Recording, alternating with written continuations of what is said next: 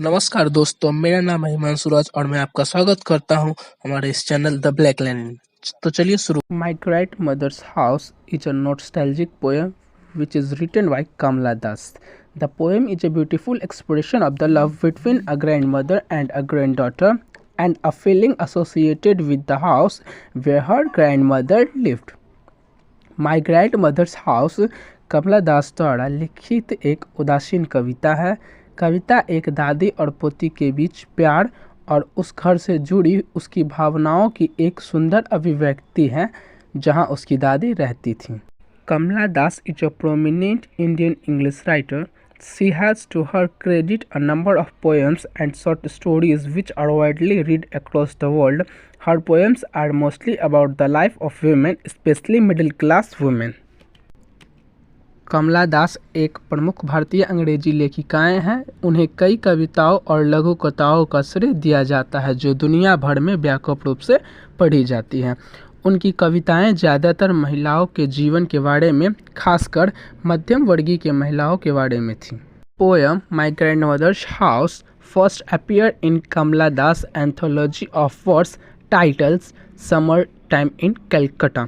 It is also an autobiographical poem in which the poet's longing for her parental house in Malabar moving described. Kavita my grandmother's house पहली बार कविता के संकलन में छपी थी जिसका title summer time इन कलकत्ता था और यह एक आत्मकथा की कविता भी है जिसमें कवित्री ने अपने मालाबार के पैतृक हाउस के बारे में The poet says that there is a home that is now very far away from where she currently resides. It was the house of her grandmother where she had spent her childhood days. Her grandmother's house was a place where she felt secure and was loved by all. कावित्री कहती है कि एक घर है जो उनके वर्तमान घर जिसमें वो अभी रहती हैं उससे बहुत दूर है। ये उनकी दादी का घर है जहां उन्होंने अपने बचपन के दिन बिताए थे। उनकी दादी का घर एक ऐसा स्थान है जहां पर वे सुरक्षित महसूस करती थी और सभी से प्यार पाती थी। The poet's grandmother house has become silent as her dearest grandmother has passed away. The house has become cold and dark. There is no warmth of love or light of happiness anymore in the house. The poet finds the house to the empty as her grandmother was the soul of the house. कवि की दादी के घर में खामोशी है क्योंकि उनकी सबसे प्यारी दादी का निधन हो गया है। घर अब भावना शून्य और अंधकार में हो गया है। घर में अब न प्यार की गर्मी है और न ही खुशियों की रोशनी है। कवि इन घर को खाली पाती हैं क्योंकि उनकी दादी घर की आत्मा थी।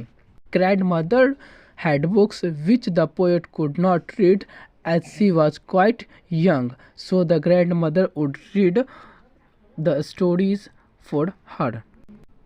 दादी के पास किताबें थी जिन्हें कवि नहीं पढ़ सकती थी क्योंकि वे काफ़ी छोटी थी, इसलिए दादी उनके लिए कहानी पढ़ा करती थी। Grandmother had books which the poet could not read as she was quite young, so the grandmother would read the stories for her. दादी के पास किताबें थी जिन्हें कवि नहीं पढ़ सकती थी क्योंकि वे काफ़ी छोटी थी, इसलिए दादी उनके लिए कहानी पढ़ा करती थी। But now the house is left abandoned and snakes crawl among the books kept there. This sight fills her with fear. लेकिन अब घर सुना पड़ा है और वहाँ रखी किताबों के बीच सांप रेंगती हैं। ये नज़ारा उन्हें भैंसे पर देखता है। The poet longs to visit her grandmother's house, to which she was emotionally attached since her childhood.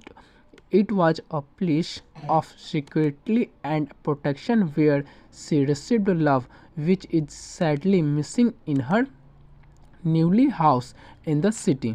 कावित्री अपने दादी के घर जाना चाहती है जिससे वह अपने बचपन से ही भावनात्मक रूप से जुड़ी होती है, जहां उन्हें प्यार मिला। दुख की बात यह है कि शहर के उनके नए घर में ये सब गायब। She want to peep through the dust ridden of colored panes of windows that were shut after the death of the grandmother. She also wants to listen and feel the still atmosphere prevailing in the house. It is this longing to revisit her grandmother's house that adds to her sense of frustration and hopelessness.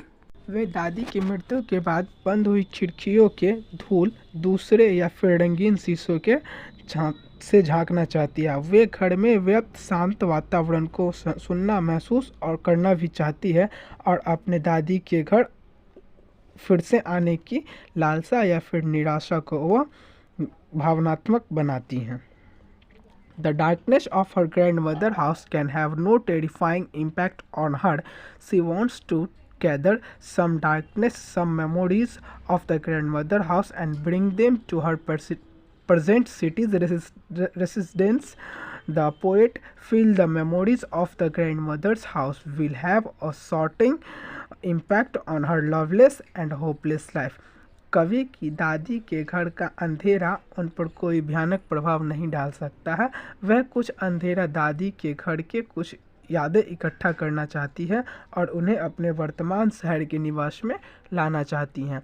कवि को लगता है कि उनकी दादी के घर की यादें उनके प्रेमहीन और निराशाजनक जीवन पर एक सुखद प्रभाव डालेगी। The poet wraps up the poem by saying that it is hard for one to believe that she once lived in such a house where she was loved by the grandmother and lived her life with pride, and also that her world was once filled with happiness, in a sharp contrast of her present situation where she completely devoid of love and pride. कवि यह कहते हुए कविता को समाप्त करती हैं कि किसी के लिए यह विश्वास करना कठिन है कि वह एक ऐसे घर में रहती थी जहां उनकी दादी उनसे बहुत प्यार करती थी और वह अपना जीवन गर्व के साथ जीती थी, और यह भी कि उनकी दुनिया कभी खुशियों से भी भरी थी जो उनकी वर्तमान स्थिति के विपरीत है। जब मैं अपने पूरी परिवार के प्यार और गर्व से रहित हैं। Thanks for watching this videos.